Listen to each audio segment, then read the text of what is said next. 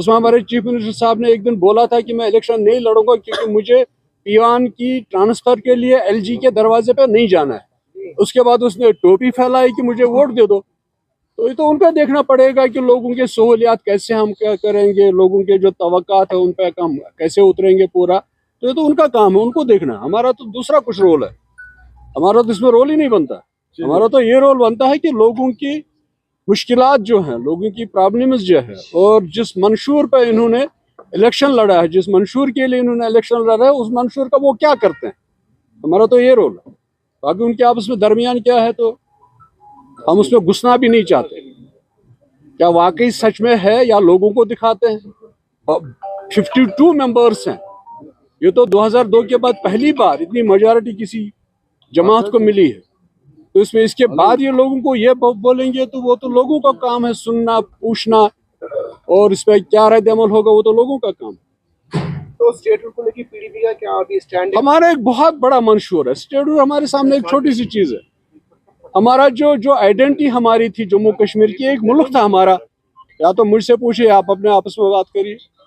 हमारा ये तो छोटा सा मुद्दा है, छोटा सा मुद्दा। और इसमें मुझे नहीं लगता इनको ज्यादा करने की जरूरत है, क्योंकि हिंदुस्तान के प्राइम मिनिस्टर ने बोला बार बार हम स्टेटहुड दे देंगे, हिंदुस्तान के होम मिनिस्टर ने बोला बार बार हम स्टेटहुड दे देंगे। पता नहीं ये शोर गावगा क्यों है, आई डोंट नो। लेकिन हमारे पास मुद्दा कुछ और है। हमारे पास वो आइडेंटिटी है जो हम खो गए 5 अगस्त 2019 को। हमारे पास तो वो मसला है। उसके बाद तो स्टेटहुड तो वो तो आ ही जाएगा जब हमको वो चीज मिलेगी जो हमें खोए, जिसको हमने खोया 5 अगस्त 2019 को। हमारे पास तो मामला वो, हमारे पास तो जद्दोजहद वो रहेगी। हम उस तशख्खुस को जो हमारा था, जो हिंदुस्तान के आईन ने, हमारे मुल्क के आईन ने हमको दिया था, हम उसको बहाल कैसे कराएंगे। हमारी जद्दोजहद वो रहेगी। साहब, यूपी में जो भी मसला चल रहा है संभल को लेके और अजमेर शरीफ को लेके, कह रहे हैं बीजेपी कह रहा है कि लगभग 32,000 मस्जिदों को सर्वे करना है। कैसे आप इसको देख रहे हैं? एक वायलेंस की तरफ जा रहे हैं? ये तो मुझे लगता है मुल्क को शायद किसी तबाही की ओर ले जा रहा है। क्योंकि देखिए, हमारा मुल्क 1947 में आज़ाद हुआ और एक आईन बना। उस आईन में बिल्कुल क्लियर है कि जो चीज़ें जैसी हैं उनको छेड़ा ना जाए। अलबत्ता ये पता नहीं मस्जिद के नीचे मंदिर क्यों ढूंढते हैं, अजमेर शरीफ के नीचे मंदिर क्यों ढूंढते हैं। इनको सिर्फ जब इनके मामला जो इन्होंने अपने मंशूर में, जिसपे इन्होंने इलेक्शन लड़ा, हिंदुस्तान के अवाम को इन्होंने नौकरियां बताया, अकाउंट में 15 लाख रुपए जाएंगे, बाकी चीज़ें बताई, जो नहीं हो पा रहा है, तो हिंदुस्तान के अवाम का अटेंशन दूसरी तरफ ले जाने के लिए ये चीज़ें कर रहे हैं। ये इनका तो पहले दिन से नफरत फैला रहे हैं हिंदू मुस्लिम के दरमियान, बाकी कम्युनिटीज के दरमियान। इनका तो मुद्दा ही यही है। इनके पास तो करने के लिए कुछ नहीं है। अब लोगों को रिलीजियस सेंटिमेंट्स, बाकी सेंटिमेंट्स से उसलिए उबारना चाहते हैं कि इनका वोट बन जाए, इनका वोट बच जाए, इनका वोट मिले। बाकी तो नफरत की सियासत चल रही है मुल्क में, और मुल्क कहाँ किस दहाने की ओर जा रहा है ये तो अल्लाह ही जानता है। अल्लाह भी हाफिज। मेरे खिलाफ 4-5 केसेस है, होता रहता है, इसमें कोई परेशानी नहीं। पीडीपी की तरफ से कोई कार्रवाई की जाएगी इसमें? जब वो करेंगे, जब हमारा जो रोल बनेगा, हम तो रोल अपना करेंगे। वैसे मेरे खिलाफ भी 2-4 केसेस हैं, 2-4 एफआईआर्स है। 2 बार मुझे पीएसए में अंदर कर दिया गया, लेकिन मैं आज आपके सामने हूँ। फिर भी ये तो है ना, जिंदगी है, जद्दोजहद है, स्ट्रगल है। क्या आपको लगता है कश्मीर की जो बात है उसको दबाने की कोशिश की जा रही है? और कश्मीरियों की जो बात है वो उनको दबाने की कोशिश की जा रही है बार बार। जैसे एक ही जमात है, एक ही लीडर है, महबूबा मुफ्ती, जो कश्मीरी की बात कर रही है, लेकिन पता नहीं कश्मीरी को वोट क्यों नहीं दिया, वोट उधर क्यों दिया।